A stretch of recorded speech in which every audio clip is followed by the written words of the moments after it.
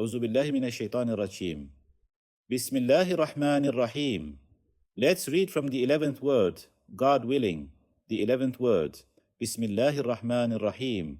والشمس وضحاها والقمر إذا تلاها والنهر إذا جلها والليل إذا يغشاها والسماء وما بناها والأرض وما طحاها ونفس وما سواها فألهمها فجورها وتقواها.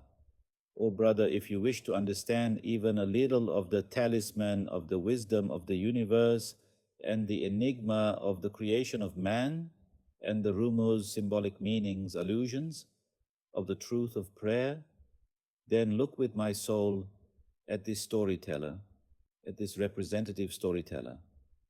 Yes, there are three important words: the talisman of the wisdom of the universe, the enigma of the creation of man, and the rumors of the truth of prayer. Yes, that is, what is the purpose, the aim, the wisdom in the creation of this universe? Allah could have created this cosmos or not, right? He created it. He created this beautiful universe. Why did He create it so beautifully? What is the purpose, the aim, the goal in its creation? Then, within this cosmos, the creation of all of spring, the creation of trees, the creation of fruits, the creation that is from the part to the whole, completely within it, the creation of days, the creation of months, the creation of the earth. Like, what is the purpose in its creation? Then, the enigma of the creation of man. He created man as sensitive and understanding towards this cosmos. That is, to read and understand this book of the universe, to feel such an interest in it. He also equipped man with very wonderful devices. What is the reason for creating man so perfectly, with so many emotions, so many subtleties, so many limbs, at such a high level? The reason for creation, the enigma of creation, what is the secret? And also the rumors of the truth of prayer. That is, in such a universe, for such a man to pray, the truths expressed by prayer, the rumors of the movements, the words, the surahs within prayer, what are those hidden meanings it contains? That is, the universe and man within it, and prayer in man. This Risale beautifully explains these three together. If you wish to understand even a little of the rumors of the truth of prayer, then look with my soul at this story, at this representative storyteller. For example, my teacher constantly has this phrase, with my soul. He even says this on the first page of his words. Again, I will say to my soul, whoever wishes can listen with my soul. I have written the Risales to my soul. I have addressed my soul. I have written them as answers to the questions of my soul. We also, that is, while reading the truths, our main addressee will be our soul. While reading these lessons to our soul, since we read a little aloud, we also benefit from each other. That is, we will never put someone in front of us and explain to them. That is, we will always explain to ourselves.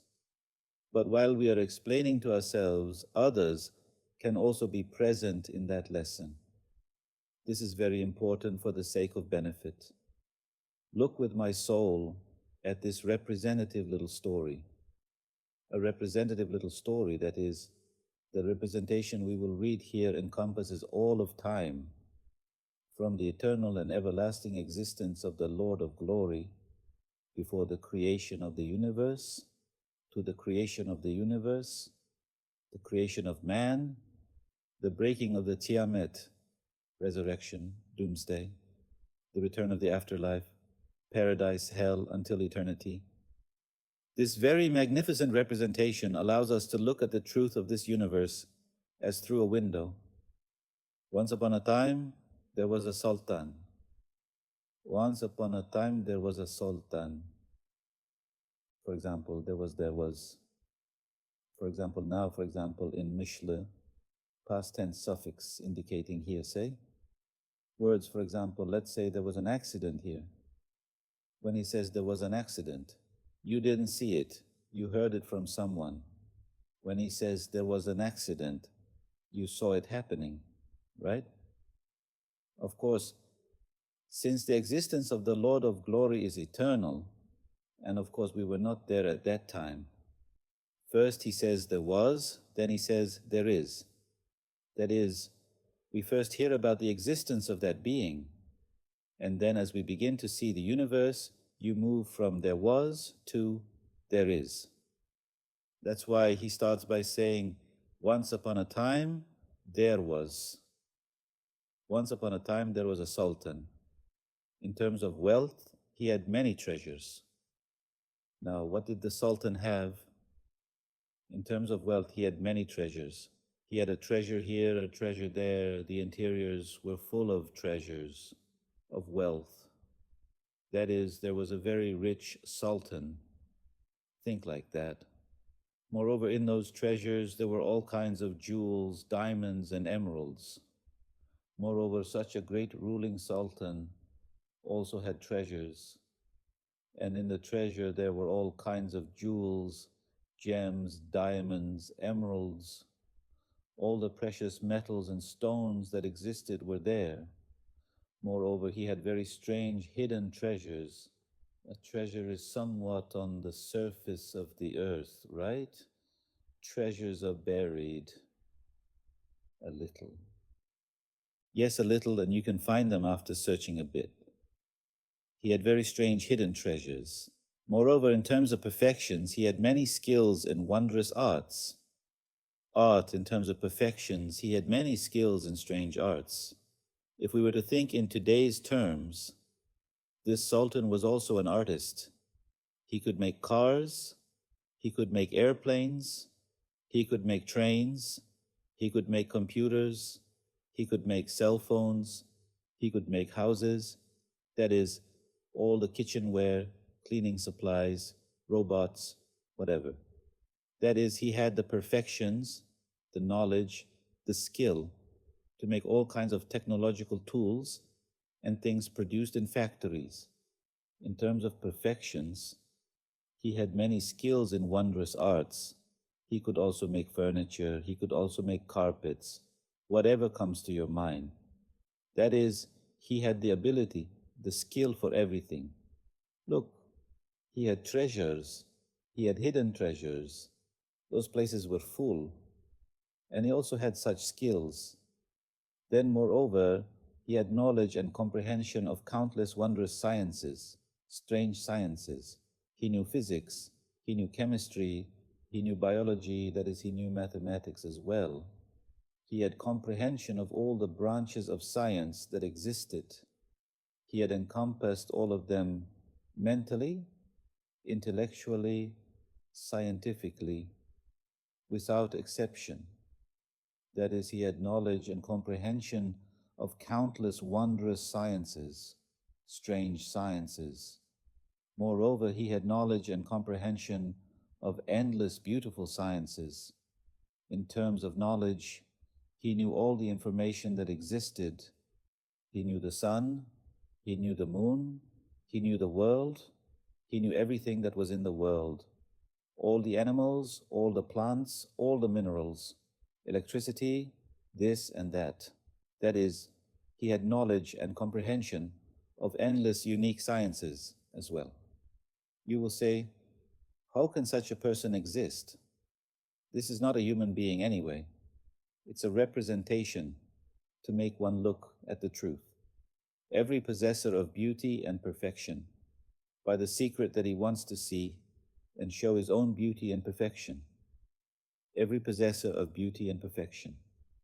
Beauty is Jamal, beauty. Kemal, perfection, is being at the highest peak in that thing. At the highest peak, that is, at the highest level in knowledge, in artistry, being flawless, complete in that knowledge, that art, that thing. Moreover, every possessor of Jamal and Kemal, by the secret that he wants to see and show his own Jamal and Kemal, there was such a secret. What was the secret? his beauties. Every possessor of Jamal and Kamal wants to both see and show his Jamal and Kamal. This is his nature. For example, if you think about the 32nd word, it says Jamal is loved for its own sake. For example, is being merciful a beauty? There was a letter in Amirda, Al-insanu ala suratir Rahman. Man is in the image of the most compassionate. There it says the Rahman has no image. What is meant by image is character and attributes. That is, when he says beauty there, it's not thinking of a material thing of the Lord of glory as beauty, but ethics. As an attribute, that is, as a name. For example, Allah is the possessor of mercy, the possessor of compassion. For example, to be merciful. For example, if you have a merciful friend, you would say this is a good person, right? He's being merciful, for example. For example, he has mercy on the poor, the weak, the helpless. If he helps them, you would say this friend is a good person, a beautiful person. Look, what did beauty become there? It became an attribute, right? So now, the Lord of glories being the possessor of mercy is his beauty. Now, when there is a being in need of mercy, it is certainly beautiful for a possessor of mercy to help it. Since its essence is beautiful, does it then prefer the beautiful or the ugly? To have mercy is beautiful. If not having mercy is ugliness, then his being beautiful in essence necessitates him having mercy, right? If one in need of mercy does not have mercy, that is an ugliness. Since such an ugliness cannot come from a beautiful being, then he wants to show and see his Jamal. Of course, this topic is very broad. God willing, when we read this part, especially later, we will elaborate more. Let's say this much for now.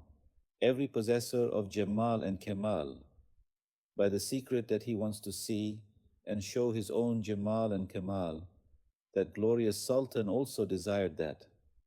That glorious Sultan also desired to open an mashar exhibition, to arrange displays within it, so that in the nazar, sight, view of people, in the eyes of people, the majesty of his sultanate, sovereignty, dominion, the splendor of his wealth, the wonders of his art, and the marvels of his knowledge. For example, it happens with people too, right, brother?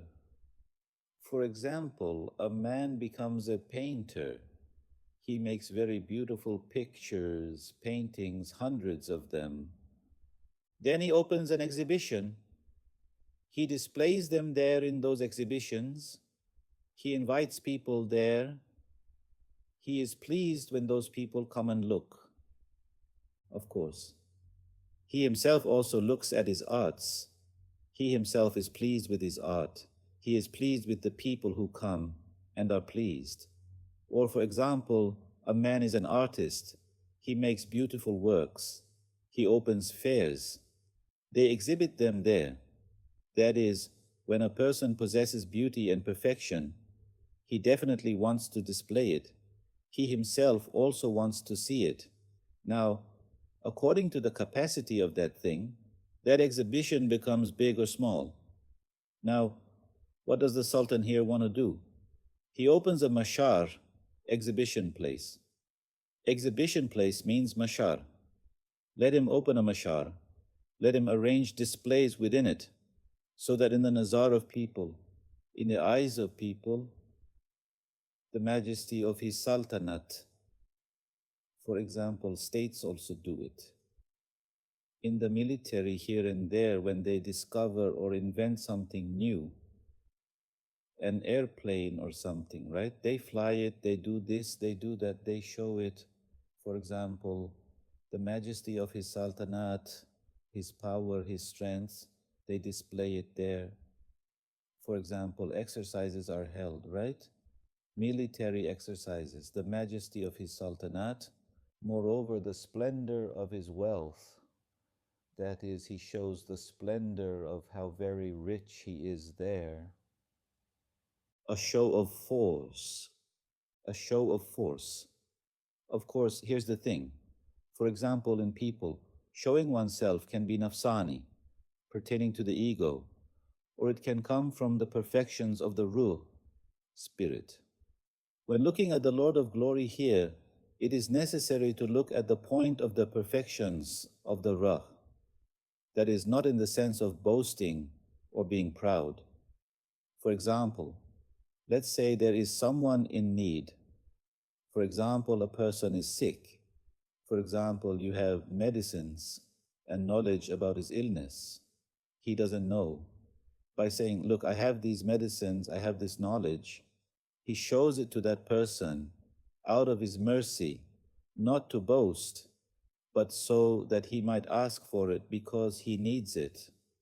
That is, for example, we are infinitely helpless, infinitely weak, infinitely poor, right? We have an infinite need for power, mercy, and wealth. The Lord of Glory therefore shows us for our sake. It comes from His Rahmaniyat, all compassionate nature, because He has mercy on us. We have an infinite search for power. The Lord of Glory says, I have infinite power. We want to live eternally. He says, look, I can make you live eternally. Look, I have created this world. I can also create the eternal realm. What does He do? Because He has mercy on us. Moreover, the splendor of His wealth. Whoever is so rich already possesses a perfection, and in perfection, desires also become perfect. That is, in a being with infinite power, bad things cannot be conceived anyway. That is, if there is perfection in one point in a being, that perfection is also in all his attributes. That is, there is also perfection in his intention, there is no flaw. Moreover, the splendor of his wealth, and the wonders of his own art, and the marvels of his own knowledge. What can he do? What kind of machines can he make? Let him display and show that he exists, so that he might observe his own spiritual jimal and kemal in two ways. For example, when we say a person's beauty, material beauty can come to mind, and spiritual beauty can also come to mind. For example, when you say, I have a beautiful friend, what is the first thing that comes to mind? It is spiritual beauty, right? Therefore, when we say beauty, we must first think of the beauty of the soul, the beauty of character, so that he might observe his own spiritual jimal and kemal in two ways. One way is that he sees it with his own penetrating and discerning gaze. The other way is that he looks with the gaze of others. One way is that he sees it with his own penetrating and discerning gaze. For example, when a man made the first engine that worked with this, was it a gasoline engine or a horizontal diesel engine? A man named Group made it, brother. German, someone started it. He also adjusted the machine. It made a group sound. When the machine started making a group sound, he sat down on a chair and watched the machine work with pleasure. He sees his own knowledge, his own thing in it, right? He sees his own beauty there, and beauty is loved for its own sake. He also loves the beauty there for its own sake.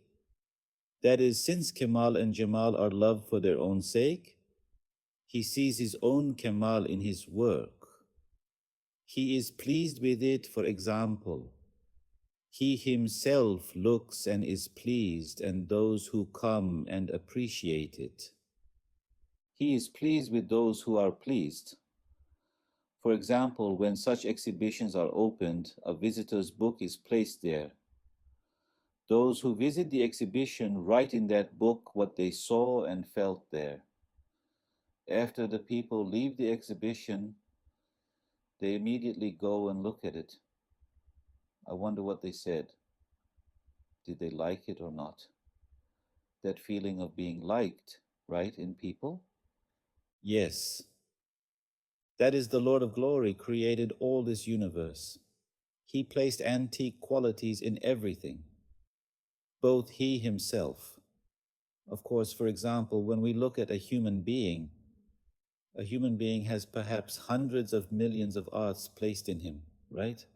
In his cells, his veins, his heart, his kidneys. Can we see all of them? We cannot see all the details. We can only see at our own level, our own rank. That's why it says, Nazar dakaik ashina, gaze familiar with subtleties. Whatever the Lord of Glory has created, he sees all of it. He created it himself, because he sees it with his own penetrating and discerning gaze. The other way is that he looks with the gaze of others. Yes, he looks with the gaze of others. Here the word gayer, other, contains many secrets. What does gayer mean? Separation. Gayer means other. That is, the Lord of Glory himself looks. And he also makes us look. Gayer, that is. For example, he himself looks at the exhibition there, right? And those who come also look. That is, those who come are gayer, those who look at the exhibition there. For example, Allah created all this universe. He himself looks. And he also enables us to see by equipping us with eyes, ears, hearts, minds, brains, and other devices. We also look. We become gayer. That is, the other one looks with the gaze of others. Based on this wisdom, he began to build a grand, spacious, and magnificent palace. Based on this wisdom, that is, his desire to see and show his own Jimal and Kemal. Why does he want to see and show? Because of his mercy, because of his compassion, because we need him. Since we are helpless, weak, poor, we need to know the existence of the infinitely powerful, merciful, compassionate being, so he shows himself to us. Therefore, based on this wisdom, he began to build a grand, spacious, and magnificent palace. He began to build a grand, spacious, and magnificent qasr, palace, dividing it into dair, circles.